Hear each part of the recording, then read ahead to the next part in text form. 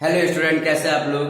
आज के लेक्चर में भी हम एलसीएम पे बेस्ड क्वेश्चन की प्रैक्टिस करेंगे। ठीक है, तो यहाँ पर देखो, find the smallest number which when increased by 17 is exactly divisible by both 520 and 468। ठीक है, तो यहाँ पर भी क्या बोल रखा है, एलसीएम बोल रखा है, मतलब स्मॉलेस्ट नंबर बोल रखा है। तो हम क्या निकालेंगे, एलसीएम निकालेंगे। स्मॉलेस्ट नंबर की बात कर रहा था, मतलब एलसीएम निकालेंगे।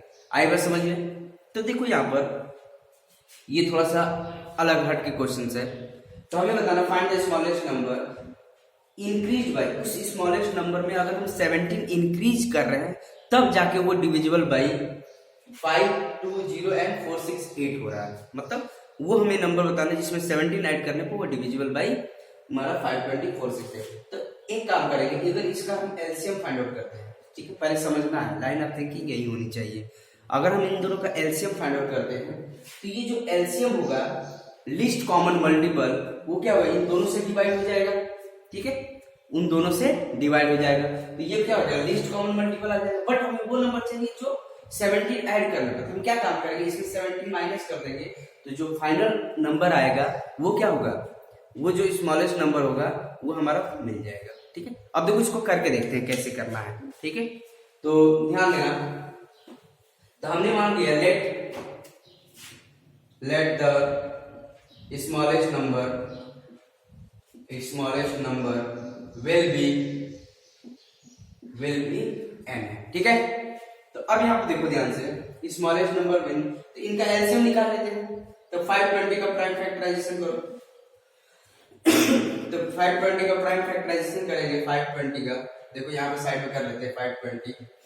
तो ये आ जाएगा आपका 2 और ये आ जाएगा आपका कितने टाइम में जाएगा 260, फिर 2 से फिर आ जाएगा आपका 130, फिर 2 टाइम से फिर इसका आपका आ जाएगा 130, तो ये आ जाएगा 65। ठीक है, तो ये 5 टाइम से ये और ये 30। आई बस समझ में। तो इसके फैक्टर आ गए 2 का क्यूब एंड 3 5 इंटू 30। ठीक है, आई बस समझ में। ठीक है, वैसे 468 का भी कर लेंगे, 468, तो इसका फैक्टर आ जाएगा 468, तो इसका आ गया हमारा फैक्टर आपका 2 से, तो फिर आ जाएगा 2 3 4। ठीक है, यही आएगा। फिर 2 से करके देखते हैं, 2 से जाएगा, फिर ये आ जाएगा 1 1 7। ठीक है, फिर 3 से करके देखते हैं, 3 से आपका आ जाएगा 3 और ये 9, फिर 3 और ये आपका 13 आ गया। तो ये हमारा इसका फैक्टराइजेशन आ गया 2 का स्क्वायर 3 का स्क्वायर इंटू 13। ठीक है, आई बस समझ में। आई थिंक सब बच्चों को समझ में आया। ये तो बहुत आसान था, प्राइम फैक्टराइजेशन, ये तो हमने करा रखा पहले से। तो एलसीएम निकाल लेते हैं, एलसीएम। ठीक है, एलसीएम ऑफ 520 एंड 468 क्या देगा, देखो 2 दोनों में कॉमन है, लेकिन इसकी मैक्सिमम पावर कंसीडर करते हैं, 2 का क्यूब हो जाएगा। ठीक है, 3 नहीं है इसमें 3 की पावर क्या है, 0 है, बट मैक्सिमम पावर क्या है, 3 का स्क्वायर। 13 दोनों में, 13 दोनों कंसीडर कर लो। 5 यहाँ पर नहीं है, लेकिन मैक्सिमम पावर क्या, 5 की पावर 1। ठीक है, अब इसको सॉल्व कर लेते हैं। ये क्या देगा, 8 देगा, ये 9, ये 13 इंटू 5। ठीक है, ये 40 हो जाएगा। ठीक है, ये आपका, तो सिंपल सी बात है। अभी तो देखा हमने, इसको आप फैक्टर किया, तो ये देखो, इसको अगर मान लो ऐसे नहीं करना चाहते, देखो इसको फैक्टर किया, ये प्लस ये कितना 520 दिया इंटू 9, ये आ जाएगा आपका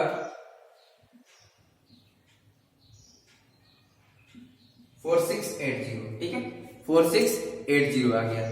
ठीक है, तो ये जो वो नंबर होगा, ये जो नंबर होगा इन दोनों से डिविजिबल होगा। ठीक है, आप करके देख सकते हैं। ये जो नंबर है, हमें ये दोनों नंबर से डिविजिबल, बट हमें ये नंबर नहीं चाहिए। हमें कौन सा नंबर चाहिए, हमें स्मॉलेस्ट नंबर चाहिए जिसमें 17 इंक्रीज करे तब जाके इसमें नंबर आए। तो हमने क्या माना, लेट स्मॉलेस्ट नंबर n में अगर हम 17 इंक्रीज करें तब ये देगा 4680।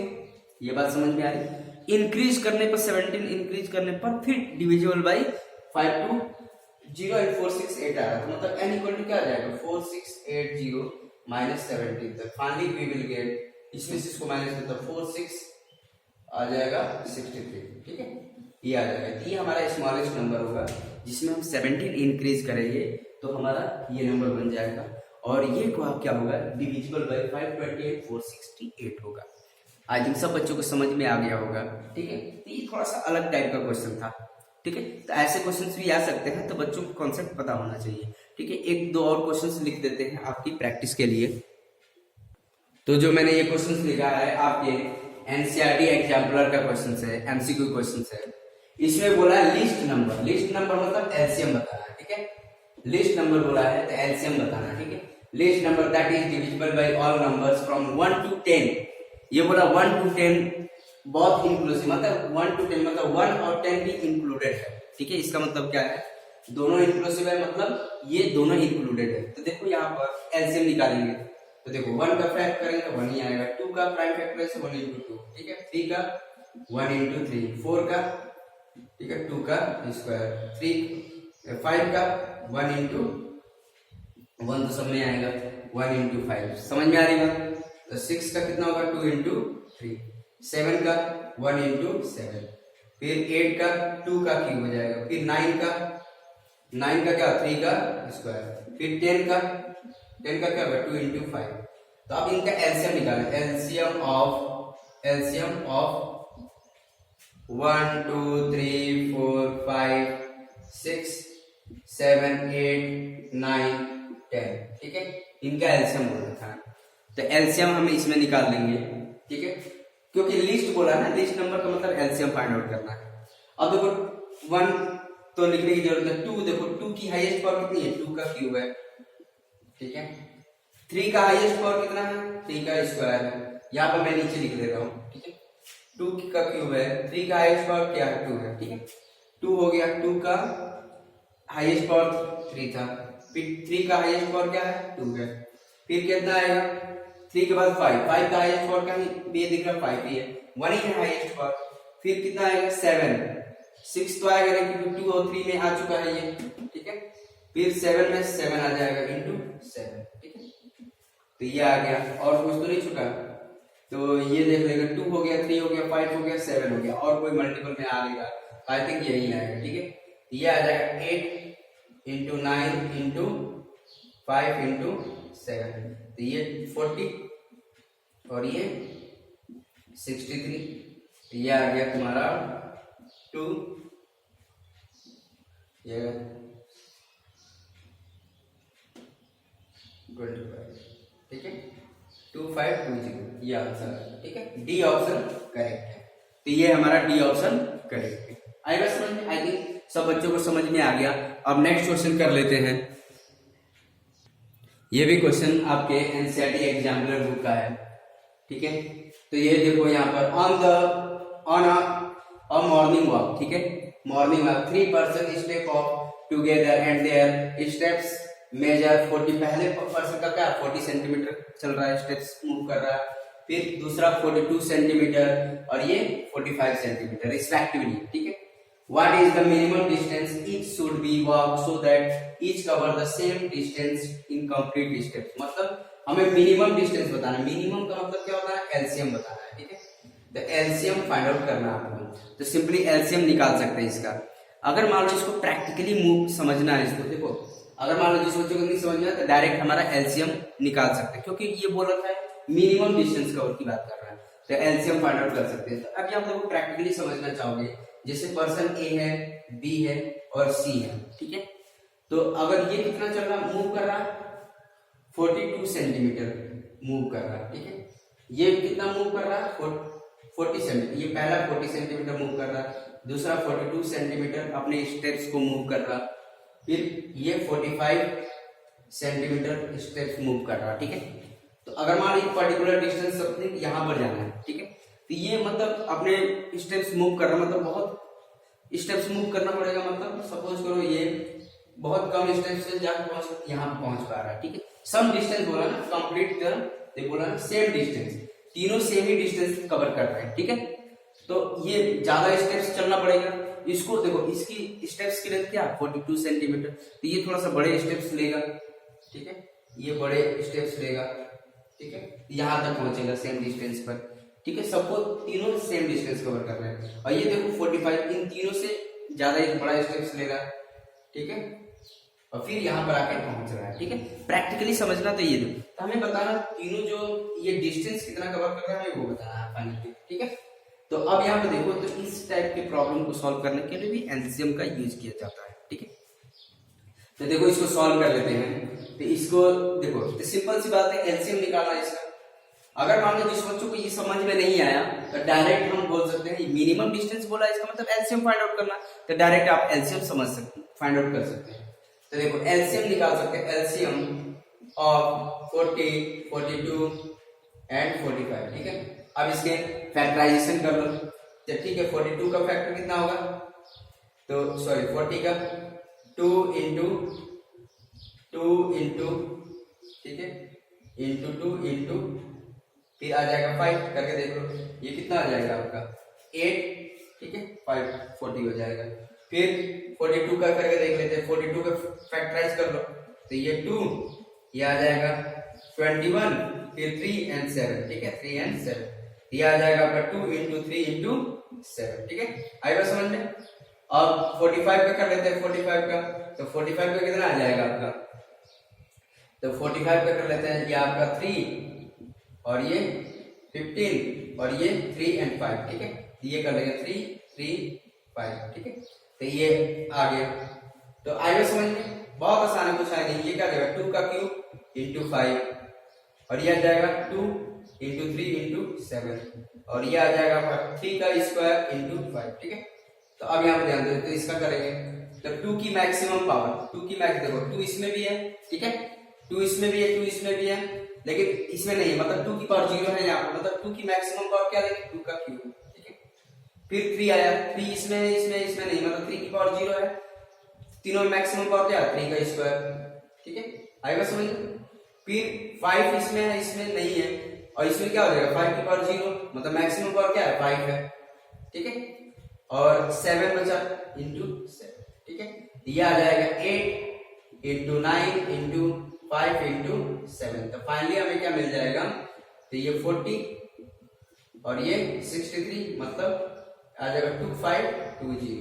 Finally we will get 2520। अभी प्रीवियस वाला क्वेश्चन किया था, तो यही हमारा आंसर आ जाता है। आएगा समझ में। ठीक है, तो बहुत आसान है, कुछ नहीं, मिनिमम डिस्टेंस बोला था तो हमने एलसीएम फाइंड आउट कर लिया, या इसको समझ तो प्रैक्टिकली भी मैंने समझा दिया आपको क्या ये बोल रखा है। ठीक है, इसी में कुछ चेंजेस करके भी कर लेते हैं, चेंज करके देखते हैं इसमें। तो ये क्वेश्चन मैंने लिख रखा है, सेम है, सेम प्रोसीजर से करना है, बट एमसीक्यू क्वेश्चन दे दिया आपको। ठीक है, तो करना वैसे ही आपको, यहाँ पर क्वेश्चन सेम था, मिनिमम डिस्टेंस मतलब एलसीएम बताना था, जो प्रीवियस वाला क्वेश्चन किया मैंने वैसे ही यहाँ पर एलसीएम बताना है। और यहाँ पर देखो मेजरमेंट अलग दे, 80 सेंटीमीटर मूव कर रहा है, ये 85 सेंटीमीटर मूव कर रहा है, ये 90 सेंटीमीटर मूव कर रहा है, मतलब डायमेंशन बढ़ा दिया। ठीक है, करना तो वैसे ही है, कोई दिक्कत नहीं। तो एलसीएम हम निकाल लेंगे इसका, सिंपल सी बात है, एलसीएम ऑफ 80, 85 एंड 90, इनकी प्राइम फैक्टराइजेशन कर लेंगे। तो प्राइम फैक्टराइजेशन 80 का क्या हो जाएगा, 80 का हो जाएगा 2 की पावर 4 इंटू 5, मतलब 16 इंटू 5। फिर 85 का क्या हो जाएगा 5 इंटू 17 हो जाएगा, करके देख लीजिए आप। फिर आपका 90 का क्या हो जाएगा, तो 90 का आ जाएगा आपका 3 का स्क्वायर, 2 इंटू 3 का स्क्वायर इंटू 5। ठीक है, ये आ जाएगा आपका। तो इसके एलसीएम निकाल लेते हैं, तो एलसीएम क्या आ जाएगा फाइनली, 2 की हाईएस्ट पावर कितनी होगी, 2 की हाईएस्ट पावर देखो 2 यहाँ पर है, यहाँ पर है, यहाँ पर नहीं, मतलब यहाँ पर 2 की पावर 0 है, तो मैक्सिमम पावर क्या देगा 2 की पावर 4। 3 की पावर 2 है, यहाँ पर नहीं है, तो मैक्सिमम पावर 3 की क्या आएगी, 3 का स्क्वायर, फिर 5 आएगा, फिर इंटू 17 आएगा। ठीक है, आएगा समझ में। तो ये कितना आ जाएगा, ये तो 80 देगा, 80 इंटू 9 इंटू 70। ठीक है, आएगा समझ में। और भी इसको मल्टीप्लाई कर लेंगे तो आपका आ जाएगा, इसको मल्टीप्लाई करके देखिए 720, फिर ये आ जाएगा 12240, ये आ जाएगा आपका आंसर। आप मल्टीप्लाई करके देखिए, सेंटीमीटर में ही होगा डायमेंशन, क्यों, क्योंकि सारा यूनिट हमें सेंटीमीटर में दे रखा, तो मल्टीप्लाई करने पर भी सेंटीमीटर में भी आ जाएगा। ठीक है, अब देखो ऑप्शन इसमें कौन सा मैच हो रहा है, 422 तो ये तेरे को मीटर सेंटीमीटर में दे रखा, तो देखो यहाँ पर इसको हम क्या लिख सकते हैं 12200 प्लस 40 सेंटीमीटर लिख सकते हैं, ठीक है। तो ये आपका सेंटीमीटर मतलब मीटर में कन्वर्ट करेंगे तो क्या आएगा, डिवाइड बाई 100 कर देंगे, आएगा समझ में। तो अगर मान लो छोटी यूनिट से बड़ी यूनिट में कन्वर्ट करते हैं तो डिवीजन करते हैं, ठीक है। अब बड़ी यूनिट से छोटी यूनिट में कन्वर्ट करते हैं तो मल्टीप्लीकेशन करते हैं। तो यहाँ पर देखो सेंटीमीटर में था, ये सेंटीमीटर में आया, देखो ये सेंटीमीटर, इसको कन्वर्ट कर दिया प्लस 40 सेंटीमीटर, क्योंकि हमारा ऑप्शन ऐसे ही मैच कर रहा था, हमें ऐसे कन्वर्ट करके देखना पड़ेगा। तो देखो सेंटीमीटर को मीटर में कन्वर्ट करने पर क्या आ जाएगा, ठीक है। तो इसको सेंटीमीटर में फिर क्या किया 2200 डिवाइड बाय 100, ये मीटर में कन्वर्ट कर लिया 40 सेंटीमीटर। तो finally we will get 122 metre and 40 centimetre, ये हमारा आंसर आ जाएगा, ठीक है। तो 122 metre and 40 centimetre, I think ये ए वाला ऑप्शन करेक्ट है, 122 metre and 40 centimetre. I think सब बच्चों को समझ में आ गया, ठीक है। तो ऐसे क्वेश्चंस आते हैं, तो बहुत सारे प्रैक्टिस आप क्वेश्चन कर सकते हैं। एनसीईआरटी के करना है, एनसीईआरटी एग्जाम्पलर के क्वेश्चंस करो, फिर आरडी शर्मा के क्वेश्चंस करो आप लोग, तो ऐसे आप प्रैक्टिस कर सकते हैं, ठीक है। तो आई थिंक सब बच्चों को समझ में आ गया, ठीक है। आज के लिए इतना ही, अब नेक्स्ट लेक्चर में नेक्स्ट कॉन्सेप्ट पर हम बात करेंगे। Okay, thank you.